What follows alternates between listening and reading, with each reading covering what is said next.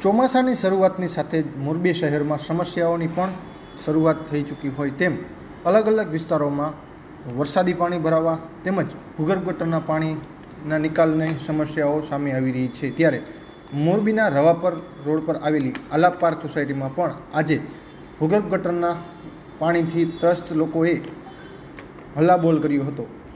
Alap park વિસ્તારમાં સ્થાનિકો દ્વારા કોંગ્રેસને સાથે રાખીને છેલ્લા 6 મહિનાથી ઉભરાતી ભૂગર્ભ ગટરનો પ્રશ્ન લઈ વિરોધ કર્યો હતો અને પાલિકા દ્વારા તેમના વિસ્તારમાં આ સમસ્યાઓનો ઉકેલ કરવામાં ન આવતો હોવાના આક્ષેપ કર્યા હતા। સ્થાનિકોએ જણાવ્યું હતું કે આ મુદ્દે પાલિકામાં અનેક વખત રજૂઆતો કરવા છતાં તંત્ર દ્વારા ધ્યાન આપવામાં આવતું નથી, જેના કારણે સ્થિતિ વધુને વધુ ખરાબ થઈ રહી છે। ભૂગર્ભ ગટરના કારણે આ વિસ્તારમાં એક તો ગંદકી વધી રહી છે, બીજું બીમારીનું પણ ઘર આ વિસ્તાર બની રહ્યો હોય તેવી સ્થિતિ હાલ બની ગઈ છે। જો પાલિકા દ્વારા વહેલી તકે આ સમસ્યાનો ઉકેલ કરવામાં નહીં આવે તો આ વિસ્તારમાં બીમારી પણ વકરી શકે છે અને લોકોને આર્થિક નુકસાનનું પણ સહન કરવું પડે તેવી શક્યતાઓ સ્થાનિકો દ્વારા સેવામાં આવી રહી છે। શોભનાબેન 6 મહિના થયા, 3 વાર નગરપાલિકા કોઈ જવાબ જ ન દેતા। છોકરાને મેલવા જાવ તો છોકરાઓ તો બાયું પડે ફેર્યું। આવા ખાડા હોય કે મત લેતો હોય તો ઘરમાં આવે, મત જોતા હોય ત્યારે બધા ભેરા થઈને હાલવા જ ન દેવા કોઈને। હાંડ લાગીને અહીંયા બેવું હાંડ લાગીને શારદાબેન, આ પાણી નીકળે એ તકલીફ પડે।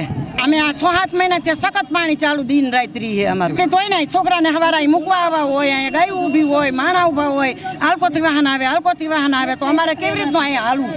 મંદિરે જવું હોય એમાં ઢીંડા ભાંગી જાય, શું કોણ થાય? નગરપાલિકા વાળા દેવા નાખે અમને અહીંયા કણે રોગચાળો જો અમારા અમે મકાને રૂમમાં નથી ખોલાતો અમારે, સમજ્યા? તો અમારે કેવી રીતે બહાર રહ્યું? આ મચ્છર હમણાં બંધ થઈ જશે તો કેટલા મચ્છર આવશે? મંદકી થઈ છે, કોણ દવા દારૂના પૈસા દઈ છે અમને? અમે એમ કહે કે આ 1 કલાકમાં બંધ કરવી હોય ને તો નગરપાલિકા કરી શકે, કેમ ન થાય?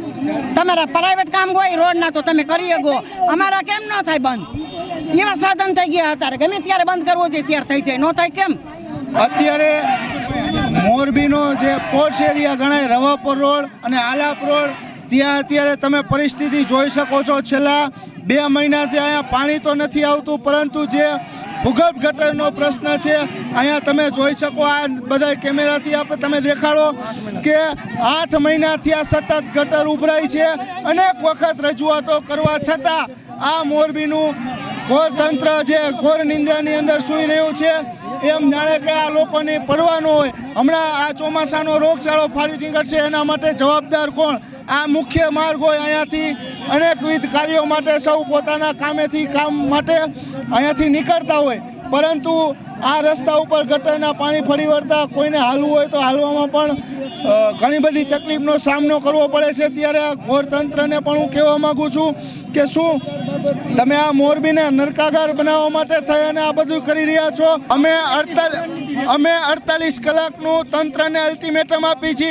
જો 48 કલાકની અંદર આ હાલાકીનો જે સામનો કરી રહી છે પ્રજા, એનું સમસ્યાનું સમાધાન નહીં થાય તો ઉગ્રથી ઉગ્ર આંદોલન કરવામાં આવશે અને મોરબી સંપૂર્ણપણે બંધ કરવામાં આવશે।